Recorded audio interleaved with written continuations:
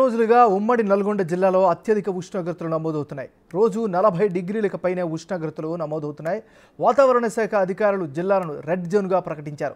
మరింత సమాచారాన్ని మా ప్రతినిధి పుల్లారావు అందిస్తారు. ఉమ్మడి నల్గొండ జిల్లాలో బాణుడు తన ప్రతాపాన్ని చూపిస్తూనే ఉండడం జరిగింది. గత 20 రోజులుగా ప్రతిరోజు ఉష్ణోగ్రతలు పెరుగుకుంటూ పోతున్న సందర్భం అవుతుంది. నిన్న అత్యధికంగా గరిష్ట ఉష్ణోగ్రతలు ఉమ్మడి నల్గొండ జిల్లా వ్యాప్తంగా కూడా నమోదు కావడం జరిగింది.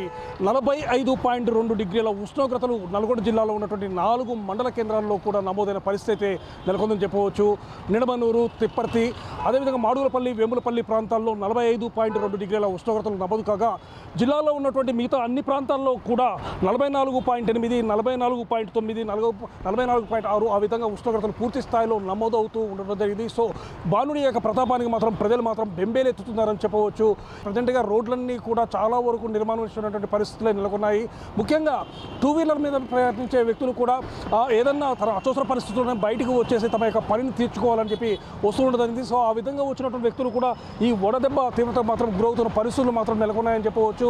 నిన్న ఈ యొక్క వడదెబ్బ తీవ్రత వల్ల ఒక ప్రైవేటు ఉపాధ్యాయురాలు కూడా మరణించిన ఘటన అనేది నగరికల్ ప్రాంతంలో చోటు చేసుకోవడం జరిగింది. మొత్తంగా 45 డిగ్రీల వరకు ఉష్ణోగ్రతలు నమోదు కావడంతో వాతావరణ శాఖ అధికారులు అదేవిధంగా వైద్య అధికారులు మాత్రం ప్రజలకు మాత్రం కొన్ని రకాలైన హెచ్చరికలు జారీ చేస్తూ ఉన్నారు. ఎవరు కూడా ఏదైనా అత్యవసరమైన పని ఉంటేనే మాత్రం బయటికి వెళ్ళండి, లేని మాత్రము బయటికి వెళ్ళకూడదు. దీనివల్ల మాత్రము చాలా ఆరోగ్యపరమైనటువంటి సమస్యలు తలెత్తే అవకాశం ఉందని చెప్పేసి కూడా వైద్యాధికారులు డాక్టర్లు సూచిస్తున్న పరిస్థితి అయితే ఉండడం జరిగింది. ముఖ్యంగా బయటికి వెళ్ళే సమయంలో కూడా తప్పనిసరిగా దానికి కావాల్సినటువంటి రక్షణ తీసుకొని వెళ్ళాలని చెప్పి చెప్తున్నారు. ముఖ్యంగా దీనికి సంబంధించేసేసి బయటికి వెళ్ళాల్సిన అత్యవసర పరిస్థితుల్లో బయటికి వెళ్ళాల్సి వస్తే మాత్రం ఆ నెత్తిపై తలపాగా పెట్టుకోవాలి, అదేవిధంగా టోపీ ధరించాలని చెప్పారు. అదేవిధంగా నూలు వస్త్రాలను మాత్రమే ధరించాలి, రంగుల వస్త్రాలు మాత్రం ధరించవద్దు అని చెప్పేసి కూడా డాక్టర్లు సూచిస్తున్న పరిస్థితి. మొత్తం కూడా బాడీలో హ్యూమిడిటీ ఎక్కువగా పెరిగే అవకాశం ఉంది కాబట్టి అందరూ జాగ్రత్తగా ఉండాలి, వడదెబ్బ తగలకుండా జాగ్రత్తలు తీసుకొని బయటికి రావాలని చెప్పేసి కూడా చెప్తున్న పరిస్థితి. ముఖ్యంగా పిల్లలు కానీ అదేవిధంగా వృద్ధులు కానీ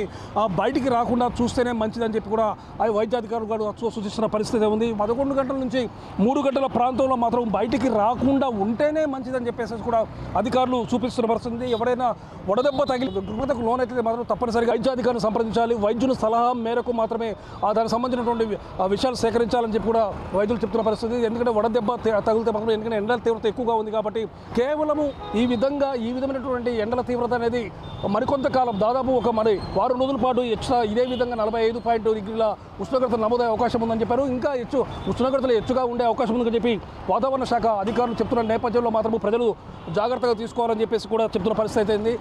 మొత్తంగా ఉమ్మడి నల్గొండ జిల్లా వ్యాప్తంగా మాత్రం బాణుడు అనే మాత్రము తన యొక్క ప్రతాపాన్ని చూపిస్తూనే ఉన్నాడని చెప్పవచ్చు. సో ఈ విధంగా బాణుడి ప్రతాపానికి మాత్రము ప్రజలు మాత్రము తీవ్రంగా అల్లాడిపోతున్నారు. ముఖ్యంగా ఉక్కపోతల వల్ల మాత్రము ప్రజలు మాత్రం చాలా ఇబ్బందులు పడుతున్న పరిస్థితి అయితే ఉమ్మడి నల్గొండ జిల్లాలో కనబడుతూ ఉంది.